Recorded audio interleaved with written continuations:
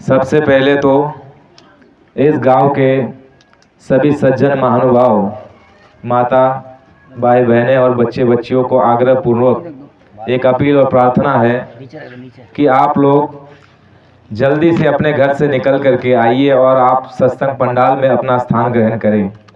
यह संदेश मथुरा निवासी परम संत बाबा जय गुरुदेव जी महाराज के अनुयायी द्वारा उनके विचार आप तक पहुंचाने का एक नियोजन हमारे चैनी साहब ने किया है, तो उनकी मेहनत वो सफल बने, इसलिए आप अपना सहयोग दें, अपना थोड़ा समय निकाल करके आप इस कार्यक्रम में आकर के अपना स्थान ग्रहण करें।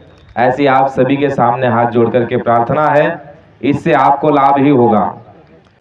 धर्म प्रेमियों, सभी महापुरुषों ने कहा कि मनुष्यों को एक जरिया महात्माओं ने रखा है जिससे कि उनको भौतिकता का ज्ञान कराया जाए और आध्यात्मिकता का, यानी संसार क्या है, मनुष्य शरीर क्या है, तुम्हारा उद्देश्य क्या है और तुम्हारा वास्तविक रूप क्या है, तुम्हारा सच्चा पिता कौन है, तुम कहाँ से आए हो। ऐसे तमाम पेचीदा प्रश्न मनुष्यों को अपने जीवन में कभी ना कभी तो पढ़ते हैं। तो ऐसे सभी प्रश्नों को जानने के लिए जो ना आपको किसी विद्यालय में, किसी पाठशाला में, किसी कॉलेज में, संसार के किसी भी क्षेत्र में आपको वह बात नहीं मालूम पड़ेगी, ना कोई बता सकता है, ना कोई जानता है। वह बात महात्माओं ने जो है एक जरिया रखा सत्संग का, उसमें महापुरुष हमको आपको जागरूक करते हैं और हमको अपने आप की पहचान कराते हैं। इसलिए देखिए धर्म प्रेमियों, सदियों से, आरंभ से ही सत्संग की बड़ी महिमा रही है। महात्माओं का, जैसे डॉक्टर आपका इलाज करेगा तो डॉक्टर का अपना एक स्थान होता है, हॉस्पिटल का, दवाखाने का, तो उसी स्थान पर जाकर के वो आपका इलाज करेगा पूरी तरह से, क्योंकि वहाँ सारे साधन मौजूद है।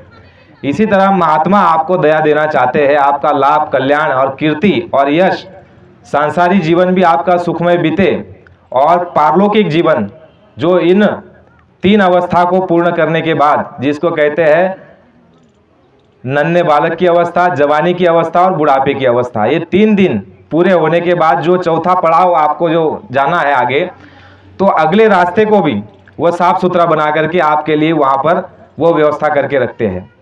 तो ये सारी बात जिसको महात्माओं ने कहा है कि लोक परलोक दोनों बनाते हैं महात्मा, और उसका जरिया, उसका रास्ता, उसका स्थान, उसका केंद्र महात्माओं ने रखा कि वो है सत्संग। इसलिए देखिए, हम आप रामायण को मानते हैं, वेदों को मानते हैं, तो इन सभी धर्म शास्त्रों में कूट कूट करके और पुरजोर तरीके से सत्संग की महिमा की गई है। लेकिन हमारा ये दुर्भाग्य है कि हम सत्संग को वास्तविक रूप में पहचान नहीं पाते कि सत्संग किसे कहते हैं। कम समय में हम समझने का प्रयास करते हैं। स्वामी जी महाराज ने कहा कि सत्संग का मतलब होता है जो सत्य से जुड़ चुका है। स्वामी जी महाराज ने कहा कि जो सत्य से जुड़ चुका है उसका संग करने का नाम ही सत्संग है। अब जो सत्य से नहीं जुड़ा है, महात्माओं की बात गुरु महाराज कहते हैं कि जैसे केले की पात पात में बात, वैसे संतों की बात बात में बात होती है। बाबा जी ये कहते हैं कि बच्चा तुम ऐसे आओगे और जेब में हाथ डाल करके ये सोचोगे कि हम बाबा जी का ज्ञान ले लेंगे, सत्संग समझ जाएंगे, तो बाबा जी ने कहा ऐसे नहीं समझा जा सकता। उसको आपको समय देना पड़ेगा, बैठना पड़ेगा। जो आपकी आत्मा की दुर्गति हो रही है, नाना प्रकार के कष्ट झेल रही है, अनंत कई युगों से, युगांतर से जो आप कष्ट झेल रहे हो, दुख झेल रहे हो, नरक और 84 में यातनाएं भोग रहे हो, स्वामी जी महाराज ने कहा इतना बड़ा बेचीदा विषय और आप दर दर की ठोकरें खा रहे हो इस मृत्युलोक में, काल के देश में, और उससे निकालने का जो महात्माओं ने रास्ता निकाला, तो वह रास्ते को समझने के लिए उसको हमको समय देना पड़ेगा। महात्माओं ने कहा है, स्वामी जी महाराज ने कहा कि 12 साल रहो हंसों की टोली, तब समझो संतों की एक बोली। एक बोली समझ में आएगी प्रेमी। 12 साल हंसों की टोली जब आप रहोगे, हंस कहते हैं जो साधना द्वारा जो साधु हो चुके हैं, जो अंतर साधना करके, बाहरी नहीं, आंतरिक रूप में साधना करके, दोनों पटों को बंद करके अंतर में अपने ये घाट पर बैठ करके जीवात्मा से चेतन पूजा करते हैं, आत्मा से परमात्मा की।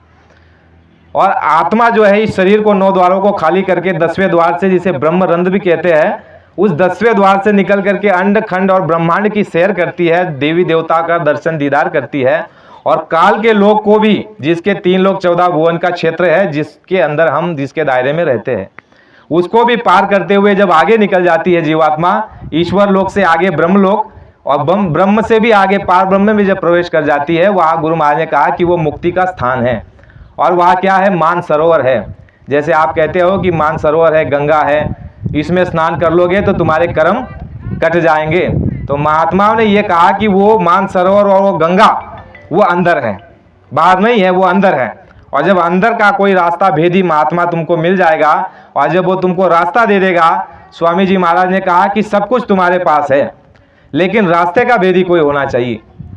स्वामी जी महाराज ने कहा कि तुमको अधिकार दिया है कि तुम अच्छा बुरा कर सकते हो। ये अधिकार पूरे सृष्टि में जितने भी प्रकार के खाने हैं, जिसमें आप देवी देवता, कीड़े मकोड़े, गाय पतंग, भैंस, कुत्ता, बिल्ली, भूत प्रेत, जिन जिन्नात, इनको किसी को नए कर्म करने का अधिकार नहीं है।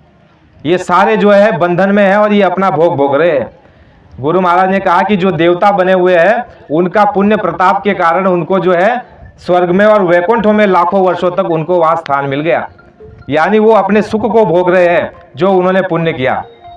स्वामी जी महाराज का संदेश रहा, प्रेमियों, गुरु महाराज ने ये देखा कि जब तक हमें नीचे से यानी आरंभ से पहले पायदान से जब तक हमको शिक्षा नहीं मिलेगी, तब तक हमारी जो है, गुरु महाराज ने कहा कि जब तक तुम्हें अपना मानव धर्म समझ में नहीं आएगा, तब तक तुम्हें आध्यात्मिक धर्म समझ में नहीं आ सकता, तब तक आत्म धर्म तुमको समझ में नहीं आ सकता। तो स्वामी जी महाराज ने जो है उसके लिए सत्संग में जो है सारी बातें बता करके रखी है, उसको हम बारी बारी समझने का प्रयास करते हैं।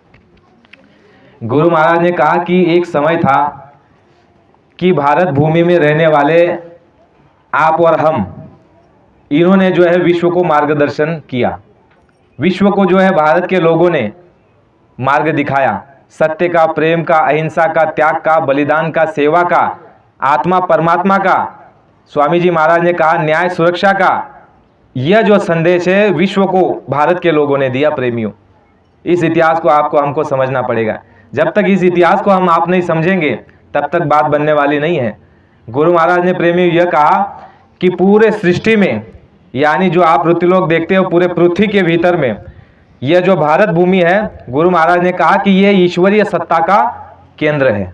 गुरु महाराज ने कहा कि भारत को छोड़ करके जितने भी विदेशी भूमि है, यह सब भोग भूमि है, और केवल भारत भूमि जो है ये कर्म प्रधान भूमि है। यहाँ पर शुभ कर्म किए जाते हैं और ईश्वरीय सत्ता का ये केंद्र है।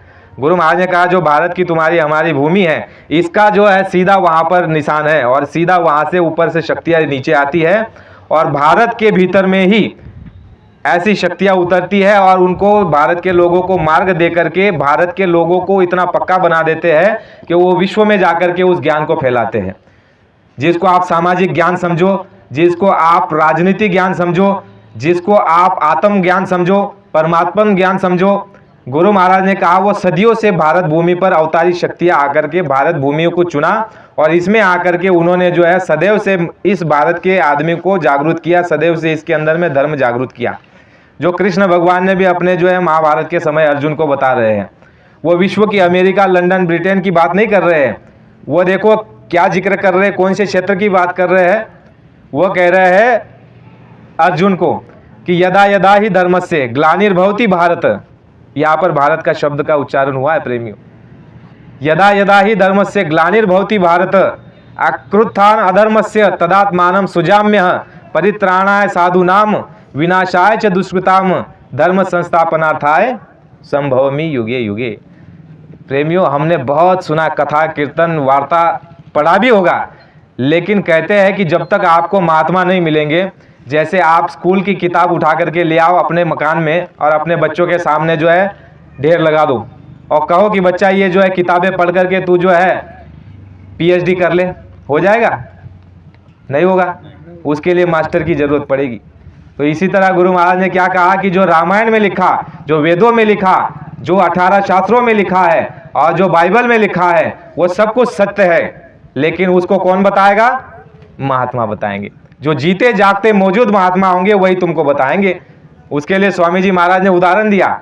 उदाहरण ये कहा कि जो पहले के शूरवीर हो चुके हैं और आज कोई अबला नारी को सताया जा रहा है और पहले के शूरवीरों को वो पुकारेगी, महाराणा प्रताप हमारी रक्षा करो, छत्रपति शिवाजी महाराज हमारी रक्षा करो, तो क्या वो आकर के रक्षा कर देंगे? हालांकि वो अपने समय में सत्य थे, सही थे, नेक थे, पुरुषार्थी थे, क्षत्रिय राजा थे, धर्मनिष्ठ थे, लेकिन क्या वो आज आकर के तुम्हारी हमारी मदद कर सकते हैं? बिल्कुल नहीं। स्वामी जी महाराज ने कहा आज का क्षत्रिय होना चाहिए जो सामने मौजूद है, जिसके अंदर बल है, शौर्य है, साहस है और जो सत्य आचरण करता है, जिसमें हिम्मत है तुमको बचाने की, वो आकर के तुमको बचा सकता है, उसको पुकारोगे तो। गुरु महाराज ने कहा पहले के जो धन्वंतरी होते थे, वैद और हकीम होते थे, वह इतने, हमारे भारत का विज्ञान इतना ऊंचा था प्रेमियों, हमारे देखो वैद केवल ऐसे नाड़ी को ऐसे छूते थे, नाड़ी को ऐसे हाथ आपका पकड़ लिया, कोई एक्सरे करने की जरूरत नहीं, सोनोग्राफी करने की जरूरत नहीं और 250 ग्राम खून निकालने की जरूरत नहीं, बिल्कुल ऐसे नब्ज नाड़ी पकड़ ली और वैसे ही बता देते थे कि तुम्हारे शरीर में क्या चीज की कमी है। और वही जड़ी बूटी जो गांव में और ये आपके खेतों में और खलिहानों में, पहाड़ों में और कंदराओं में जड़ी बूटियां मिल जाती थी और वही जड़ी बूटियों को कूट करके, पीस करके वो उनको दे देते थे, तो वो मर्ज हमेशा के लिए समाप्त हो जाता था। स्वामी जी महाराज ने कहा इतना ऊंचा विज्ञान हमारे देश में था, तो वो वेद, वो धन्वंतरी और वो हकीम, उनको जब आप बुलाओगे, याद करोगे बीमारी में, तो क्या वो आकर के आपकी मदद कर देंगे? आपकी बीमारी ठीक कर देंगे? टीबी ठीक कर देंगे? नहीं कर सकते। वर्तमान का आपको डॉक्टर चाहिए, उसके बिना काम होने वाला नहीं है। स्वामी जी महाराज ने इधर और एक बहुत बड़ी बात बताई, उसको समझने की जरूरत है। गुरु महाराज ने कहा कि भगवान राम, भगवान कृष्ण, मोहम्मद साहब, ईसा मसीह और आपके शिव जी और आपके कबीर साहब, नानक साहब, पलटू, मीरा, रैदास, गोस्वामी जी, ये सब सही थे, अपनी जगह पर पूरे थे और पक्के थे और पहुंचे हुए थे, उनमें किसी बात की कोई कमी नहीं थी, लेकिन वो तुम्हारी आकर के आज के समय में मदद नहीं कर सकते। प्रेमियों, कितनी बड़ी बात है, तुम्हारे हमारी हित की है। लेकिन जब महात्मा ऐसी बात को बोलते हैं, सत्य बात को रखते हैं, तो लोगों को महात्माओं से घृणा होने लग जाती है कि ऐसी बात बोल दी। महात्मा कहते हैं, महात्माओं के लिए कहा गया है कि संसार में तुम्हारा अगर कोई सच्चा हितैषी है तो वह सच्चे संत महात्मा है। यहाँ तक ये बता दिया कि ऋषि मुनि सबकी ये रीति, स्वार्थ लागत करते प्रीति। संसार में तुम्हारे साथ जितने भी जुड़े हुए सब स्वार्थ के संगी है, इसमें कोई तुम्हारा सच्चा साथी नहीं है। लेकिन महात्माओं ने कहा कि केवल सच्चे साथी होते हैं संत सद्गुरु, जो निस्वार्थ भाव से परोपकार तुम पर करते हैं, जिनका कोई अपना निजी स्वार्थ है नहीं। स्वामी जी महाराज ने सत्संग में ये बताया बच्चा कि संतों ने और मैंने अपना काम कर लिया, अपना कार्य कर लिया, रही ना चिंता कोई। बात आपको अगर नहीं समझ में आ रही होगी तो हमको थोड़ा इशारा देना, समझ में आ रही होगी तो थोड़ी हरकत होगी तो लगेगा हमको कि भाई कुछ समझ में आ रहा है, क्योंकि हम अलग जगह से आते हैं, आप अलग जगह से हो सकता है भाषा समझ में नहीं आ रही हो, आपकी हलचल ही नहीं होगी तो मुझे ये लगेगा कि मैं दीवार के सामने खड़े होकर के बोल रहा हूँ, और ऐसा हो नहीं पाता। तो इसलिए प्रेमियों, बड़े गौर से सुनने का प्रयास करें और समय आप बताते चलिएगा कि कितना आप ग्रहण कर सकते हो, कितना आप ले सकते हो। अधिक देने की हमारी कोई इच्छा भी नहीं। तो भारत भूमि, गुरु महाराज ने कहा कि भारत में जितने भी जन्मे हैं, मनुष्य शरीर में आए हुए हैं, ये सबसे बड़े सौभाग्यशाली जीव है। चाहे भले तुम आज मांस खा रहे हो, चोरी कर रहे हो, डकैती कर रहे हो, धोखा दे रहे हो, वो तुम अपनी जगह हो, लेकिन गुरु महाराज ने देखो बहुत विशेष बात कही कि जिसने भारत में जन्म लिया है वो पुण्यात्मा है, क्योंकि भारत में तुमको इसलिए जन्म मिला है कि तुम्हारे कुछ अच्छे पुण्य हैं। अगर केवल भोग के पुण्य होते, भोग होता, पुण्य नहीं होता, पुण्य कम होते, तो स्वामी जी महाराज ने कहा कि विदेशों में तुमको जन्म दे दिया जाता, लेकिन तुम हम सभी सौभाग्यशाली है। तो स्वामी जी महाराज ने जो है हमारी पुरातन विद्या, सनातन विद्या और हमारी संस्कृति पर हमारा आपका विचार जो है वहाँ उस तरफ चला जाए, ये हमको आपको सत्संग में साधारण सी बातें शुरू में बताई। तो उसके लिए स्वामी जी महाराज ने सत्संग में बताया, प्रेमियों उसको बड़े गौर से आप सुनिए, जो आज तक इतिहासों में ऐसे साधारण और सीधी सादी भाषा में किसी ने नहीं बताई, इतना सादा और सीधी भाषा में गुरु महाराज ने बताया। जब सत्संग गुरु महाराज देते तो स्वामी जी महाराज आम बात, जो साधारण सी बात आम जनता के समझ में आ जाए वो भी कहते, और ऊंची बात वो भी कहते, उसका स्थान अलग रहता। गुरु महाराज ये कहते कि बच्चा तुमको जो है ये मनुष्य शरीर मिल गया है, ये बड़ा अनमोल है, ये बेशकीमती है, ये सबको नहीं मिलता है, जिसके पुण्यों का उदय होता है उसी को ये मनुष्य शरीर मिलता है, और बच्चा ये दोबारा तुमको मिलने वाला नहीं है। स्पष्ट रूप में गुरु महाराज ने कहा कि बच्चा, ये मनुष्य शरीर तुमको दोबारा मिलने वाला नहीं है। अब की बार तुमको ये मनुष्य शरीर मिल गया, तो अगर अब की बार मिल गया है, पुण्य के प्रताप से मिल गया है, तो स्वामी जी महाराज ने साथ में ये भी जोड़ करके बता दिया कि अगर तुमको अब की बार ये मनुष्य शरीर मिल गया है तो इसका उद्देश्य क्या है। हर बात का, हर व्यक्ति का आने का, जाने का कोई उद्देश्य होता है। जैसे हमारा उद्देश्य था कि भाई यहाँ आकर के कार्यक्रम करेंगे, कुछ दो बात गुरु महाराज की सुनाएंगे, एक उद्देश्य। आप लोगों का ये उद्देश्य कि चलो भाई कुछ दो बात सुन लेंगे, मुलाकात हो जाएगी। तो हर बात का एक अपना उद्देश्य होता है, एक लक्ष्य होता है। तो स्वामी जी महाराज ने कहा कि तुम्हारे मनुष्य शरीर का केवल एक ही उद्देश्य है। वह उद्देश्य कौन सा है?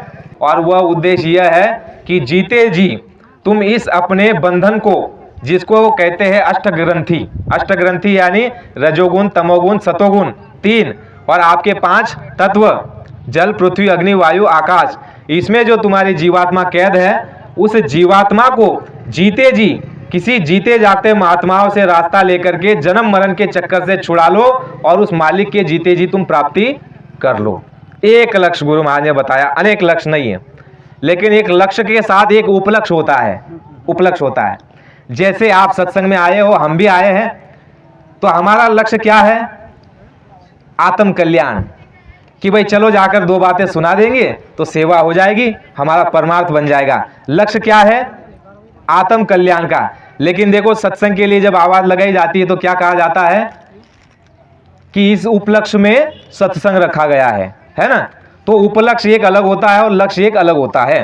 तो स्वामी जी महाराज ने यही कहा कि तुम्हारा जो लक्ष्य है वह लक्ष्य है आत्मा की सद्गति करा लेना, जीते जी नरक और 84 के इन बंधनों को काट देना, किसी पहुंचे हुए महात्माओं की सहायता और मदद लेकर के। ये हो गया लक्ष्य। अब तुम हम कहते हैं कि फिर ये जो संसार कर रहे हैं क्या बेमतलब है? गुरु महाराज ने नहीं कहा कि बेमतलब है, गुरु महाराज ने कहा कि इसका भी मतलब है। क्या मतलब है? स्वामी जी महाराज ने कहा कि ये उपलक्ष्य है, उपलक्ष्य है। जैसे कहा गया है कि साधन धाम मोक्ष कर द्वारा, पाई ना अजय परलोक सवारा। यानी ये जो आपको मनुष्य शरीर मिला है, स्वामी जी महाराज कह रहे हैं कि ये साधन धाम अपने जाने के लिए ये तुमको साधन मिला है। ये मनुष्य शरीर, गुरु महाराज ने कहा ये तुमको ऐसा साधन मिला हुआ है। गुरु महाराज ने कहा तुम पढ़े लिखे हो, ग्रेजुएट हो, धनवान हो, ज्ञानवान हो, गुणवान हो और इंजीनियर हो और तुम जो है मैकेनिकल हो, लेकिन अगर कोई तुम्हारे घर में बच्चा मर गया, बीवी मर गई, माँ बाप मर गए, घर में कोई मर गया, तो तुम उस आदमी को, मरे हुए को जिंदा कर सकते हो?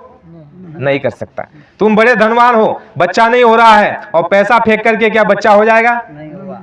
तो ये तुम्हारे हमारे हाथ में नहीं है। तो इसका कारण गुरु महाराज ने बताया कि मनुष्य शरीर उसकी दया से प्राप्त होता है और पुण्य के प्रताप से तुमको हमको मिलता है, महात्माओं की दया दृष्टि से।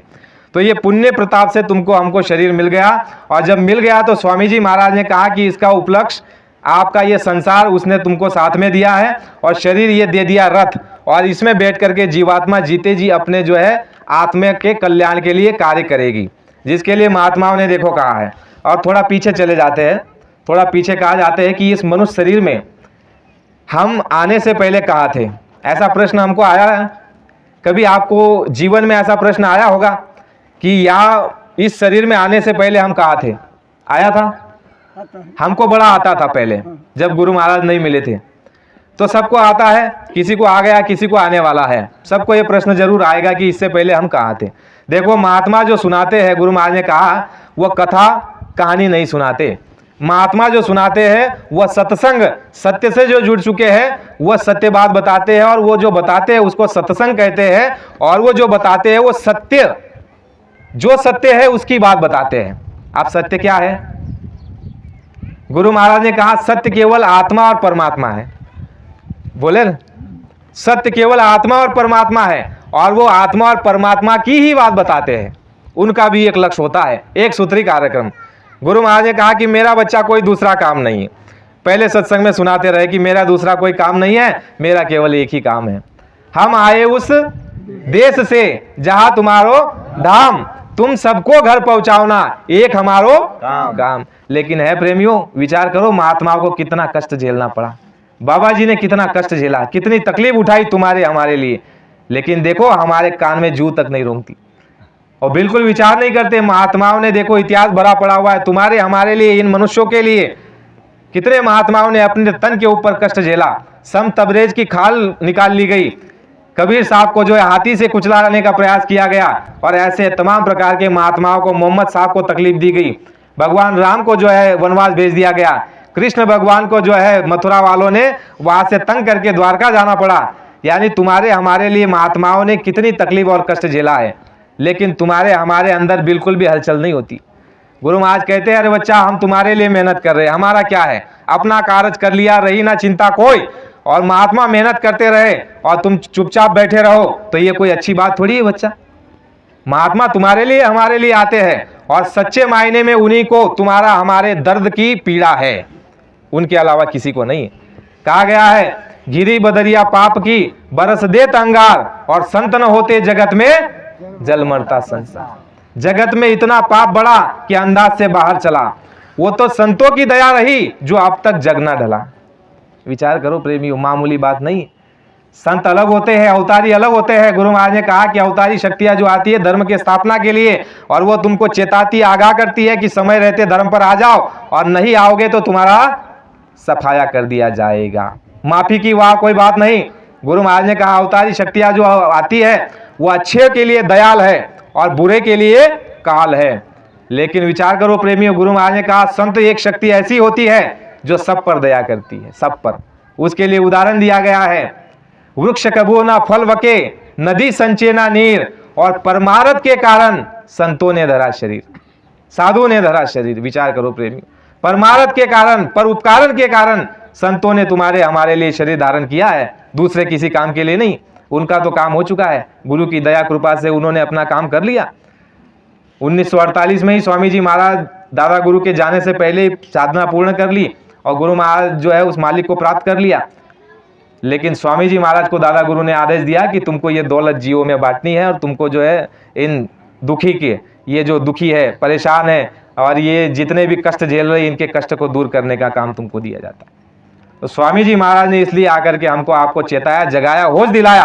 और गुरु महाराज ने कहा कि ये मनुष्य शरीर अब की बार तुमको मिल गया है, दोबारा मिलने वाला नहीं है, और ये अब बचेगा नहीं, क्योंकि तुमने ऐसा कोई काम अच्छा किया ही नहीं है जिससे कि तुमको दोबारा मनुष्य शरीर मिल जाए। तुमने ऐसा कोई अच्छा काम किया नहीं है जिससे कि तुमको दोबारा मनुष्य शरीर मिल जाए। और मनुष्य शरीर जब नहीं मिलेगा तो है प्रेमियों, विचार करो तुम्हारी हमारी क्या दुर्दशा होगी। मनुष्य शरीर नहीं मिलेगा और बुरे कर्म बनते चले जा रहे हैं। हमारे शरीर में 10 इंद्रियां है, 5 ज्ञान इंद्रिया, 5 कर्म इंद्रिया। सुबह से लेकर के रात तक जितने भी कर्म बन रहे हैं, सबके सब कर्म तुम्हारे हमारे क्रियामान कर्म के खाते में लिखे जा रहे हैं, कोई छूटने वाले नहीं है। और गुरु महाराज ने कहा कि ब्याज के साथ तुमको जो है वो दिया जाएगा, ब्याज लगेगा उसके साथ में प्रेमियों, छूटने वाला नहीं है। गुरु महाराज ने कहा भगवान राम के पिता राजा दशरथ, उनको भी देना पड़ा, जो थे कंस उनको भी देना पड़ा। यानी अवतारी शक्तियां जो मृत्युलोक में आई और उनके साथ जो लगे रहे, उन्होंने उनकी बात नहीं मानी और बुरे काम करते रहे, तो उनको जो है सजा मिली, उनको उन्होंने माफ नहीं किया।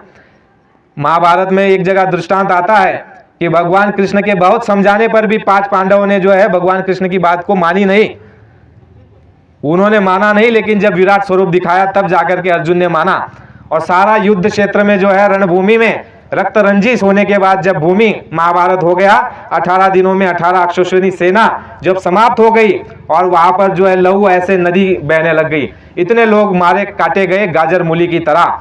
उसके बाद पांडव आपस में ये कहने लग गए कि देखो ये पराक्रम हमने किया। कृष्ण भगवान ने कह दिया कि जाकर के देखो वहां पर चोटी पर, पहाड़ के चोटी पर बैठे हुए हैं, उनको जाकर के आप पूछो, जिसको आप खाटू श्याम कहते हैं आज, बर्बरिक। तो भगवान कृष्ण वहां ले गए बर्बरिक के पास और जाकर के कहा कि पांडव को इनसे पूछो कि रणभूमि में तुमने चलाया है कुछ और चल रहा था। तो बर्बरिक ने पांडवों को कहा कि मैंने ये देखा कि कोई शस्त्र नहीं चला रहा था, कोई बाण और कोई गदा नहीं चला रहा था, केवल एक सुदर्शन चक्र चल रहा था, सुदर्शन चक्र ही चल रहा था। फिर पांडव ने कहा फिर हमने जो किया वो, कहा कि तुमने कुछ नहीं किया, ये काम भगवान कृष्ण ने किया। और फिर सारा काम हो जाने के बाद भगवान कृष्ण ने पांडवों को क्या कह दिया कि तुम्हारे ऊपर मनुष्य मारने की हत्या लगी हुई है।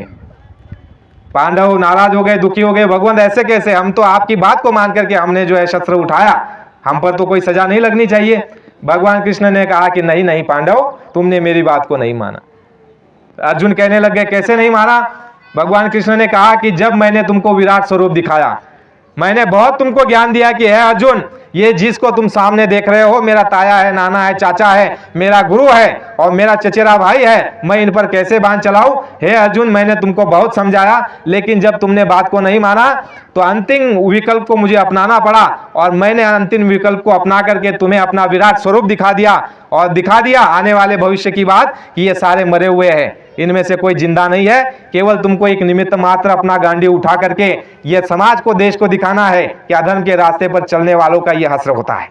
ये इतिहास में अंकित करने के लिए तुमको कहा जा रहा था, काम तो मैं ही करने वाला हूं, लेकिन तुमको ये केवल निमित्त मात्र बनना था। जैसे बाबा जी कह रहे कि निमित्त मात्र बन जाओ। कृष्ण भगवान ने भी पहाड़ उठाया, लेकिन निमित्त मात्र ग्वाल बालों को कर दिया।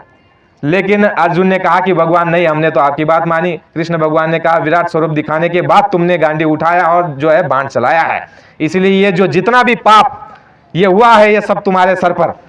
फिर 5 पांडव कहने लगे फिर हम क्या करें? कहा कि तुम मुंह छुपा करके वैतरणी नदी में जाकर के वहां डूब के मर जाओ, ये तुम्हारा प्रायश्चित है। वैतरणी नदी में जाकर के डूब जाओ। और वो उस समय पर, आज पता नहीं, ऐसी वो वैतरणी नदी थी, वहां पर ऐसे अगर हाथ डालोगे तो हाथ गल जाएगा, इतना ठंडा पानी।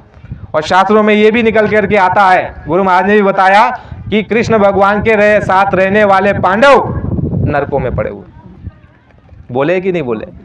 आपको बाहर किसने क्या सुनाया वो हम नहीं जानते, लेकिन संत कहे आंखों देखी, निगुरा कहे कागज लेखी, संत कहे आंखों देखी। गुरु महाराज की आंखों देखी कही हुई बात है। त्रिकालदर्शी महात्मा कभी झूठ नहीं बोलते, उनके सामने तो ऐसे कोरी एकदम किताब, खुली किताब है। गुरु महाराज ने कहा कि पांडव को आज भी नरक में मार पड़ रही, विचार करो। यानी कि सजा मिलेगी, सजा को अवतारी शक्तियां माफ नहीं करेगी, और समय रहते मान लोगे तो उसमें से कुछ गुंजाइश हो जाएगी, लेकिन अवतारी शक्तियां माफ नहीं करेगी, माफ केवल दयाल शक्ति करती है। गुरु महाराज ने हमको आपको बताया कि इस मनुष्य शरीर से आने से पहले तुम कहाँ पर थे, उसको बारीकी से हम आप समझे।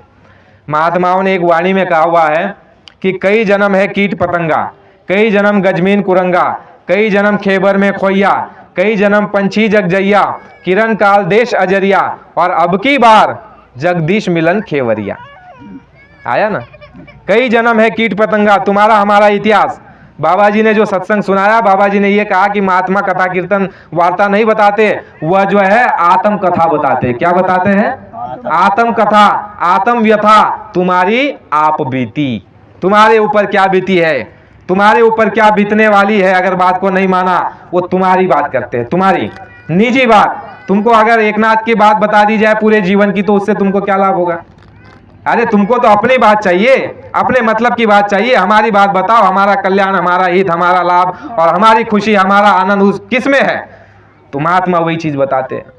तो स्वामी जी महाराज ने कहा कि कई जन्म है कीट पतंगा, कई जन्म गजमीन कुरंगा, कई जन्म खैबर में खोइया, कई जन्म पंछी जगजैया, किरण काल देश अजरिया, अब की बार, ऐसे महात्माओं ने कहा अब की बार जगदीश मिलन खेवरिया। अब की बार तुमको ये मौका मिला हुआ है उस मालिक को जीते जी प्राप्त करने का, और तुम इसको कर सकते हो।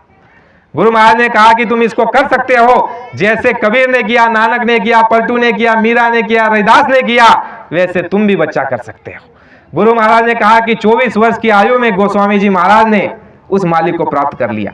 और देखो रामचरितमानस जो तुम्हारे हमारे हिंदू धर्म के मानने वालों के घर में पूजी जाती है, वो उनकी लिखी हुई रचित है रामचरितमानस। विचार करो, 24 वर्ष की आयु में उन्होंने उस मालिक को प्राप्त कर लिया और इतना बड़े ग्रंथ की रचना कर डाली, और कितने जीवों को नामदान दे करके पार कर दिया, कितने जीवों के ऊपर संस्कार डाल दिए।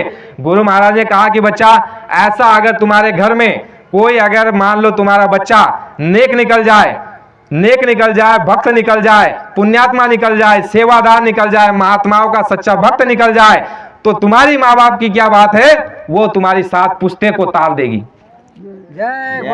7 पीढ़ी को तार सकता है अगर तुम्हारे घर में अगर एक पुण्यात्मा जन्म ले ले, एक पुण्यात्मा, एक भक्त अगर जन्म ले ले। तो इतिहास उठा करके देखो, भक्त प्रहलाद के विषय में निकल करके आता है। भक्त प्रहलाद के पिताजी का जब संहार कर दिया हिरण्यकश्यप का नरसिंह अवतार ने, तो उसके बाद कुछ दिनों बाद भक्त प्रहलाद कहते हैं भगवंत को कि है भगवंत, मेरे पिताजी ने बड़े अपराध किए हैं, बड़ा उन्होंने जो है गलत काम किया है, आप जो है उनको क्षमा कर दीजिए और उनकी सदगति करा दीजिए, क्योंकि मैं पुत्र, और मेरा पुत्र धर्म ये कहता है कि वो चाहे जैसे थे लेकिन मेरे पिता थे और उनके रज खून से मैं जो बना हूँ, इसलिए मेरा धर्म कहता है कि उनकी क्षमा माफी हो जाए और उनकी सदगति हो। तो भगवान उनसे कहते हैं भक्त प्रहलाद, अरे भक्त तुम्हारे केवल माँ बाप की नहीं, तुम्हारी 7 पुश्तों को पार कर दिया जाएगा, उनका कल्याण हो जाएगा। 7 पुश्तों। तो दोनों बातें आपको बताई जा रही है। गुरु महाराज ने भी इधर बताया कि अगर तुम्हारे बच्चे नेक निकल जाए, होनहार निकल जाए, चरित्रवान निकल जाए, शाकाहारी निकल जाए, सेवादार निकल जाए, भक्त निकल जाए, तो तुम्हारी 7 पुस्तकों को पार कर देंगे। इसलिए हमारे संस्कृति में हमारे ये बूढ़ी माताएं जिनको बच्चा नहीं होता था या बच्चा होने की आगे संभावना रहती, तो ये पुण्य करती थी, दान धर्म करती थी, महात्माओं से आशीर्वाद लेती थी। और देखो, गर्भ में जो बच्चे पलते थे उनके लिए गर्भ संस्कार भी किया जाता था। गर्भ संस्कार का मतलब क्या होता है कि जो माता के पेट में बच्चा है, लड़की है चाहे लड़का हो, और वो माता अगर फिल्म देखेगी, नाच गाने देखेगी, गाली देगी और झगड़ा करेगी, यानी जितने भी बुरे काम करेगी, वो सब असर उस पर पड़ेगा। ये गर्भ संस्कार होता था। इसलिए हमारी संस्कृति में महात्माओं ने ये व्यवस्था करके रखी थी। आपने महाभारत में वो दृष्टांत तो सुना होगा अभिमन्यु का। अभिमन्यु जब पेट में था उस समय पर जो है अर्जुन ने उनकी धर्म पत्नी को व्यूह रचना को तोड़ने का, चक्रव्यूह को तोड़ने का सारी बात बता दी थी। लेकिन आखिरी चक्र को बात बताने के समय उनकी धर्म पत्नी को नींद आ गई। जब अभिमन्यु पेट में था और ये चक्र को तोड़ने का उसको ज्ञान दे रहे थे उनके धर्म पत्नी को, और आखिरी चक्र को बात बताने के समय उनकी धर्म पत्नी को आ गई नींद, और पेट में अभिमन्यु था। और विचार करो, अर्जुन उनको बता रहे हैं और अभिमन्यु पेट के अंदर से उनको जो है हुकार दे रहा है, यानी आवाज दे रहा है, लेकिन वो सो गई। अब वो सो गई क्योंकि माँ के जो है नाभि से बच्चे का सारा जुड़ा हुआ है, उसके विचारों से, उसकी नाभि से, उसके शरीर से। देखो, अगर माँ कुछ गलत खा लेती है ना तो उसको भी तकलीफ होने लग जाती है। इसलिए डॉक्टर आपको कहते हैं, पहले दाई हुआ करती थी, वैद्य हुआ करते थे, बड़े परहेज बताया करते थे, अगर माँ कुछ खा ले उल्टा सीधा तो बच्चे को तकलीफ। और देखो, हमारे उधर भी ऐसा बताते हैं कि ग्रहण में अगर कोई आप सब्जी काट लो तो आपके पेट में जो बच्चा है उसका कोई ना कोई अंग जो है खराब निकलेगा, कोई ना कोई अंग, यानी ये सारी चीजें आपस में जुड़ी रहती है। तो अर्जुन ने जब उनको बताया चक्र तोड़ने का, तो वो माता जो है उनकी जो है अभिमन्यु की माता सो गई। आखिरी चक्र जो है वो सुन नहीं पाया, बच्चा अंदर पेट में जो मौजूद था अभिमन्यु सुन नहीं पाया। और जब देखो महाभारत के समय में जब अर्जुन को, वो चक्र तोड़ना केवल अर्जुन ही जानता था, पूरा चक्र तोड़ना अर्जुन ही जानता था और भगवान कृष्ण जानते थे, लेकिन भगवान कृष्ण ने जो है युद्ध में कूदने का जो है निर्णय नहीं लिया था। तो स्वामी जी महाराज यानी महात्माओं ने भी कहा, और ये शास्त्रों में भी प्रमाण आता है, गुरु महाराज ने भी इस बात को कहा है कि जब अर्जुन को ले जाया गया दूर और उसके बाद जो है व्यूह रचना की गई, और व्यूह रचना में अभिमन्यु चले गए, और अभिमन्यु जब चले गए अंदर, सभी चक्रों को तोड़ दिया, लेकिन आखिरी चक्र का उनको ज्ञान नहीं था। तो वहां पर क्या हुआ, फंस गए। तो क्या हुआ, मारे गए। तो देखो, ये होता था गर्भ संस्कार। तो ये गर्भ संस्कार के द्वारा जो है हमारे आपके समाज के अंदर में, परिवार के अंदर में हमारे बूढ़े बुजुर्ग महात्मा ये बता दिया करते थे कि तुम इस अवस्था में हो तो तुमको इस तरह से रहना है। तो जब पेट में बच्चा होता था उस समय पर देखो, ये बहनें को ये बताया जाता था कि बहनें, और बहनें भी ज्ञानी होती थी, बहनों को बताया जाता था कि तुम रामायण पढ़ो, गीता पढ़ो, सत्संग में जाओ, यज्ञ करो, होम करो, पुण्य करो, अच्छे विचार रखो, अच्छी बात करो, अच्छे माहौल में रहो। लेकिन आज देखो वो सारा खत्म हो गया। देखो, अच्छे संस्कार जब माँ बाप के रहते थे, घर में आपसी व्यवहार, सद्भावना थी, मर्यादाएं थी, हमारी बहनें घूंघट में रहती थी और हमारे भाई मर्यादा में रहते थे। बड़े भाई के सामने एकाएक जाकर के आवाज़ जोर से बोलते नहीं थे, वो मर्यादा में रहते थे। भले बड़े लोग बात कर रहे हैं और बड़े लोग अगर कोई बात छोड़ रहे हैं बोलने के लिए, छोटा जान रहा है कि ये बात छूट रही, फिर भी वो बीच में नहीं बोल सकता था। ये सारी मर्यादा महात्माओं ने बना करके रखी थी, क्योंकि गुरु महाराज ने कहा कि तुमने मर्यादाओं को तोड़ दिया, इसलिए सारे संकट तुम्हारे ऊपर आ पड़े हैं। तुम मर्यादाओं में रहोगे, संयम से रहोगे, नीति से रहोगे, तुम अगर महात्माओं के आदेशों में रहोगे, तो गुरु महाराज ने कहा कि ये संसार का जो क्षणिक सुख है इसको भी तुम भोग लोगे, संसार का क्षणिक सुख भी भोग लोगे, और वो अथाह आनंद उसको भी तुम भोग लोगे। किस में रह करके, मर्यादा में रह करके, संतों महात्माओं के आदेशों में, उनके लक्ष्मण रेखा जो दायरा बना है उसमें रह करके, ये दोनों तरह का सुख महात्मा आपको हमको देने के लिए तैयार। तो गुरु महाराज ने कहा कि ऐसे बच्चे की मांग हुआ करती थी कि महात्मा हमको ऐसा बच्चा आशीर्वाद से दे दे या फिर शुभ संस्कार से दे दे। उसके लिए आपको 2 ही उदाहरण देता हूँ प्रेमियों।